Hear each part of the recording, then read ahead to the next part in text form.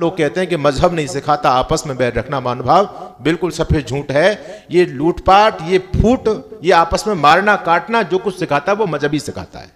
दुनिया के अंदर हमारा ही सनातन धर्म है जो विश्व बंधुत्व की बात करता है। हमारे ही मंत्रों से सुबह शाम आरती के समय उद्घोष होता है, विश्व का कल्याण हो, धर्म की जय हो। कभी मस्जिद से कोई आवाज आपने सुनी विश्व का कल्याण हो? गिरजाघर से आवाज सुनी विश्व का कल्याण हो?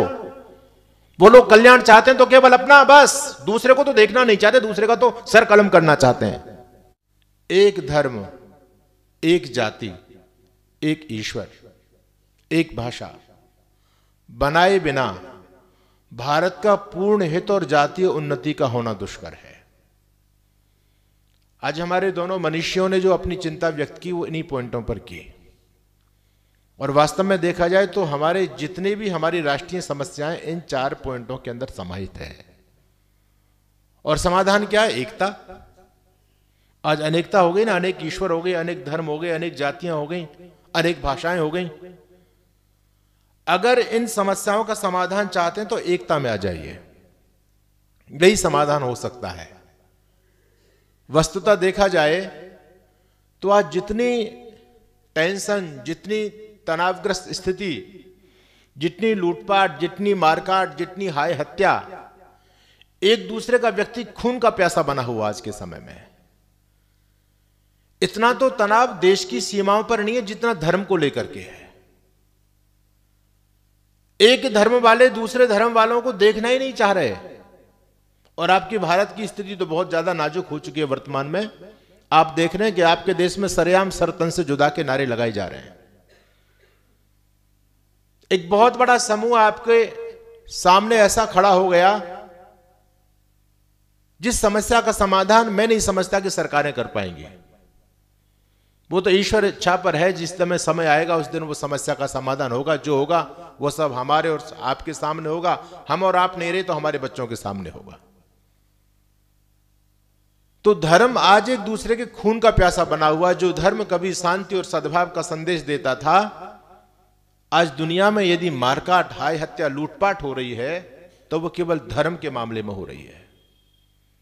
महर्षि स्वामी दयानंद जी महाराज इस बात को कहते थे कि धर्म एक होना चाहिए, और वास्तव में धर्म तो एक होता ही है। मतपंथ बहुत सारे हो जाते हैं और इन मतपंथों ने बहुत बड़ा बिगाड़ किया है समाज का। लोग कहते हैं कि मजहब नहीं सिखाता आपस में बैर रखना, महानुभाव बिल्कुल सफेद झूठ है। ये लूटपाट, ये फूट, ये आपस में मारना काटना जो कुछ सिखाता है वो मजहब ही सिखाता है। मजहब तोड़ता है, धर्म जोड़ता है। दुनिया के अंदर हमारा ही सनातन धर्म है जो विश्व बंधुत्व की बात करता है। दुनिया का कोई ऐसा पूजा गृह नहीं है सनातन धर्म के पूजा ग्रहों को छोड़ करके जहां पर सर्वे भवन्तु सुखिनः की प्रार्थना की जाती हो। हमारे ही मंत्रों से सुबह शाम आरती के समय उद्घोष होता है, विश्व का कल्याण हो, धर्म की जय हो। कभी मस्जिद से कोई आवाज आपने सुनी विश्व का कल्याण हो? गिरजाघर से आवाज सुनी विश्व का कल्याण हो? वो लोग कल्याण चाहते हैं तो केवल अपना, बस दूसरे को तो देखना नहीं चाहते, दूसरे का तो सर कलम करना चाहते हैं।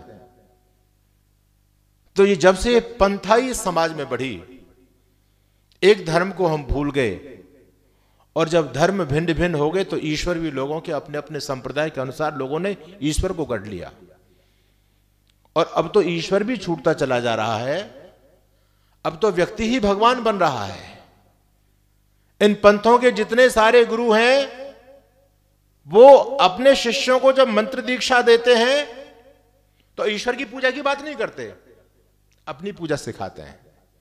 मंत्र ले जाओ, और जब शिष्य दीक्षा लेकर के आता है तो अपने गुरुजी का भी साथ आश्रम से फोटो लेके आता है, उसको मंदिर में रखता है। और भगवान जी तो छूट गए। अब चलो पहले राम जी को पूजते थे मूर्ति के रूप में, कृष्ण जी को पूजते थे, भाई पूज ले, चलो वो भी अपने महापुरुष थे। लेकिन ये गुरु घंटाल जब से आ गए इन्होंने समाज का सत्यानाश कर दिया। अब व्यक्ति की पूजा बढ़ रही है, भगवान तो खत्म हो गया। हर संप्रदायवादी, हर गुरु का शिष्य अपने सामने अपने गुरुजी की फोटो रख करके पूज रहा है। कहां से भला हो जाएगा?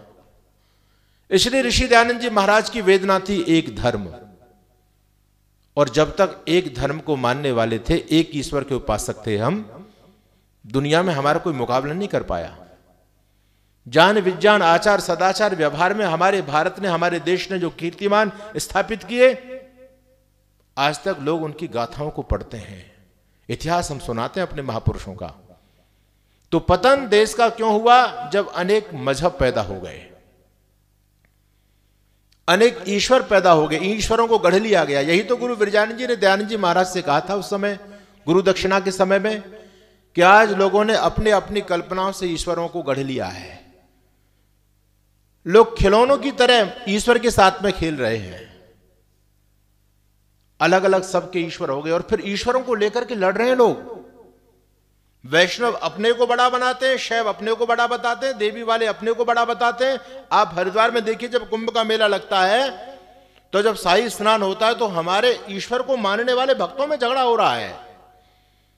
सिंहस्थ कुंभ में कहते हैं पहले हमारा स्नान होगा क्योंकि हम शैव हैं।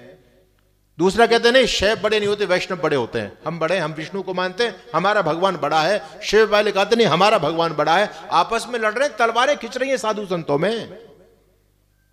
हम क्या विधर्मियों का मुकाबला करेंगे? हम तो आपस में बट गए। इन मतपंथ संप्रदायों ने हमको बांट दिया। ये जो रोग फैलता चला जा रहा है, किसी के पास इसका उपचार नहीं है।